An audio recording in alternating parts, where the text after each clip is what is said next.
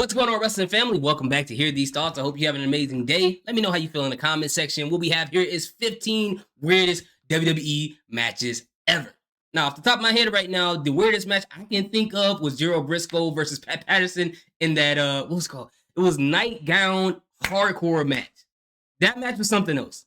I'm not going to get into details, but that was a interesting match for the time. I'll just say that. Now, before we get started, hit that subscribe button. Let's get into this. There's a good reason why this WWE match has only happened. Oh, he slammed my guy in some doo-doo, bro. Oh, nah, man. Listen, if I'm British Bulldog, I think I remember this vaguely. But if I'm British Bulldog and I'm facing The Rock, love The Rock. But I'm going to tell you this. Once I get up, Rock, you better pray to whatever you believe in that this is a big brownie behind me, because if this is doo-doo or anything else, I'm turning this into celebrity deathmatch, bro. I ain't no way somebody slammed me in a doo-doo and survived to get to tell the tale.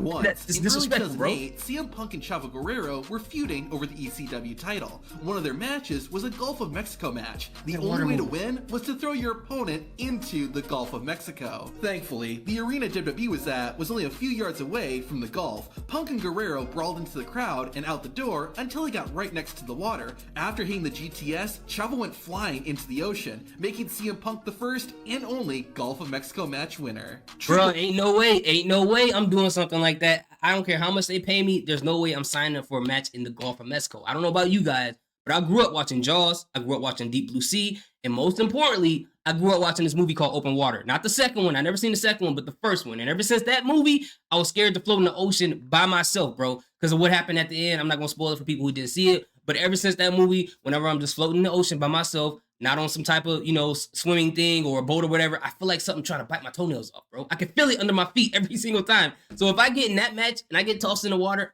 I'm going to pass out. And I know how to swim, so that's the sad part.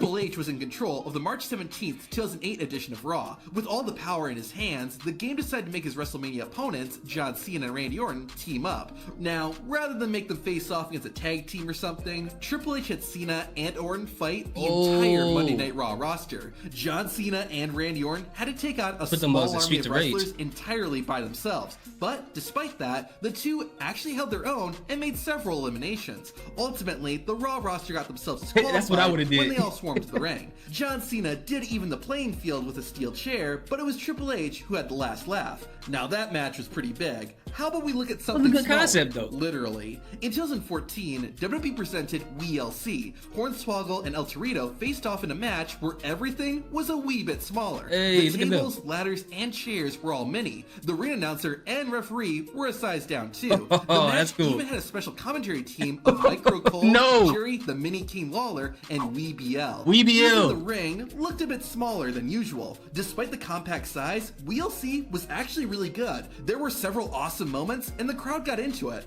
This is the definition of fun size. For sure. Hey, I'm not gonna lie to you. I went to a wrestling. I forgot the name of the promotion. I went to a wrestling show with small people in there, and it was actually a lot of fun. It's actually a lot. You guys should try it one time. Just go to one, or maybe watch one on YouTube. I don't know how great they are on YouTube, but when you go there live, it's actually really fun to see, believe it or not.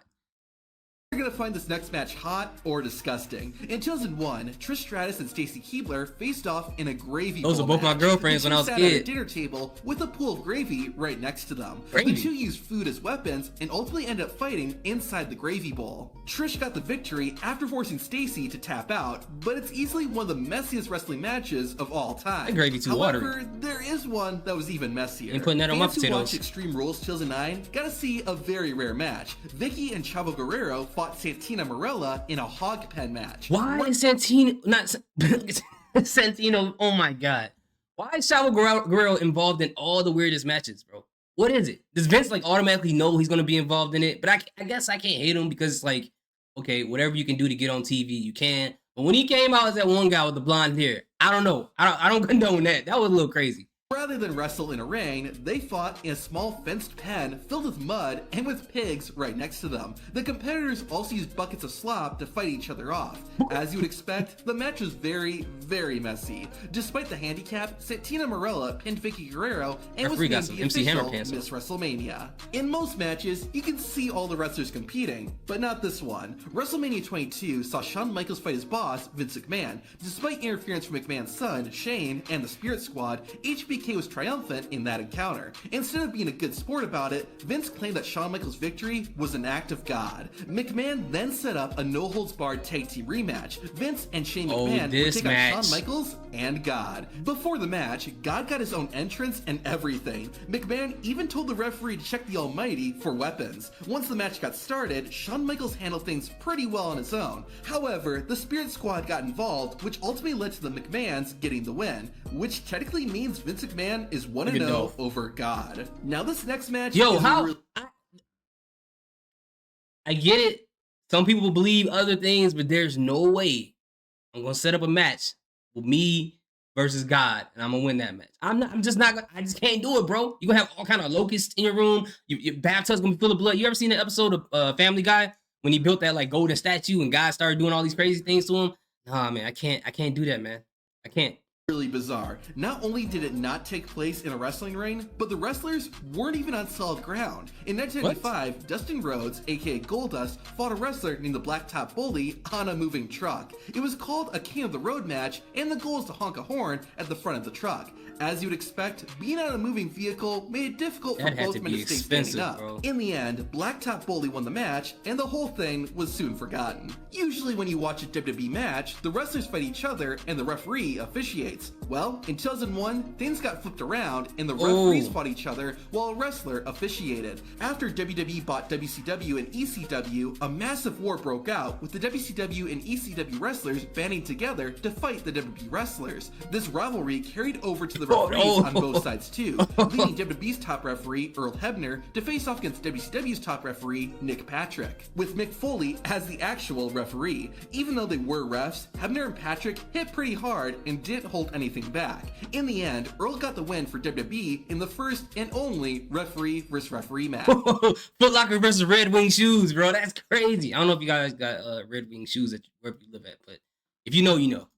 Now this next one is just like a normal WWE match, except for one major difference. The match I'm talking about is a Trading Places match. How it works is both wrestlers have to dress up like their opponents. The first time we saw a Trading Places match was in 2008 when Hardcore Holly faced off against Carlito. Not It's only some did the two men WWE wear each what if other's type gear, stuff. but they also wore wigs to represent the other man's hair. The Trading Places match was brought back again in 2010 when William Regal had to dress up as Goldust. He looked like the Joker. He like a Super Saiyan Joker. That's dope.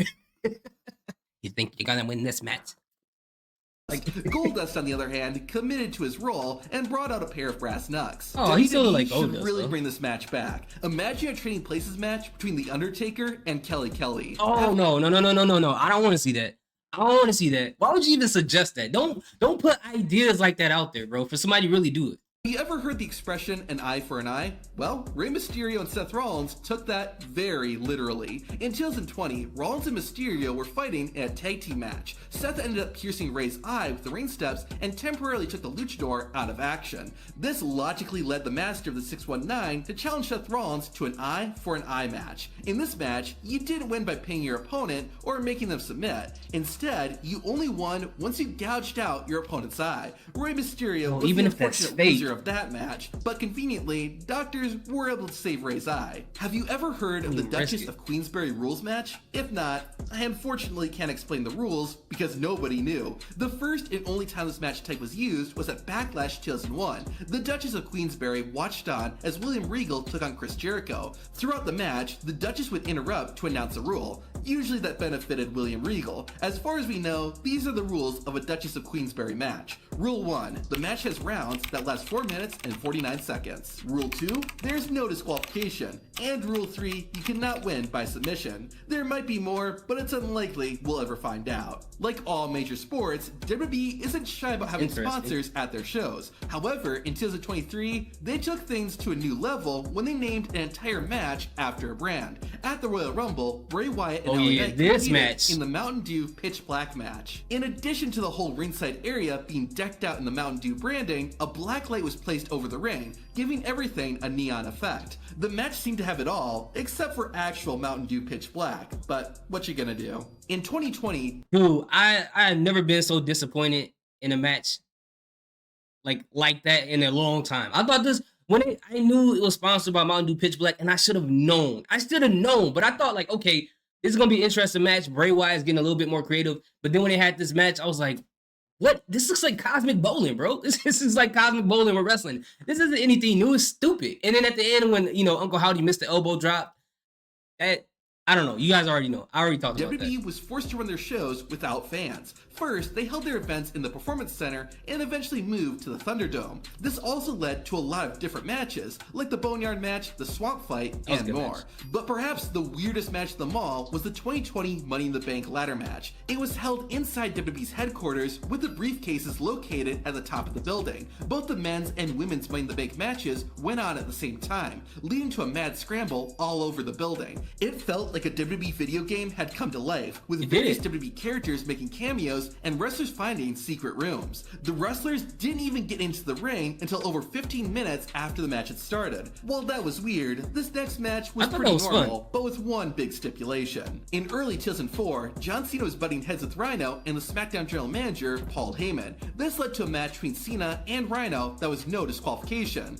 Only for Rhino, that is. However, that's not the weird part. The match was officially called Loser Wash Your Mouth Out with Soap Match. If Cena lost, he would have to put soap in his mouth, and if Rhino lost, then Paul Heyman would have to do the same. Despite the odds not being in his favor, John Cena won, and with some help from Chris Benoit, Heyman ate his soap. The only other thing to say is that this clip of John Cena is hilarious out of context. You know how wrestling fans will pretend to have their own WWE matches in their backyard or basement? Well, WWE has done that too. At the Fully Loaded pay-per-view in 1998, WWE presented the first and only dungeon match. Ken Shamrock took on Owen Hart in the basement of Owen's childhood home, but that makes which sense, is called though. the Dungeon. Yeah, that's Shamrock why. It makes even made sense. his entrance by walking down the stairs. No disrespect to the wrestlers, but it kind of looked like a WWE match produced by Wish.com. However, Ken Shamrock and Owen Hart made use of the unique environment, and it was a fun match to watch. In case you're wondering, Hart did win. You can't do a match like that and say don't try this at home either, because he literally did the whole match at home.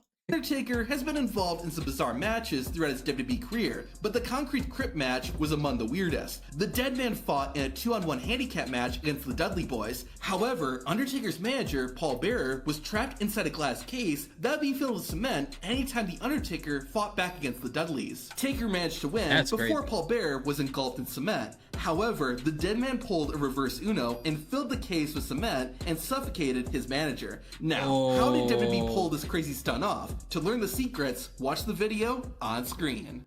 I would like to know how that happened. This sounds like some type of boss fight in a video game or something like that, But anyways, yeah, these are some pretty interesting matches. I wouldn't call them all weird, but they're interesting matches. But hey, is there a weird match that they didn't list on here? Let me know in the comment section. Thank you guys so much for watching. Salute, peace, have a good day.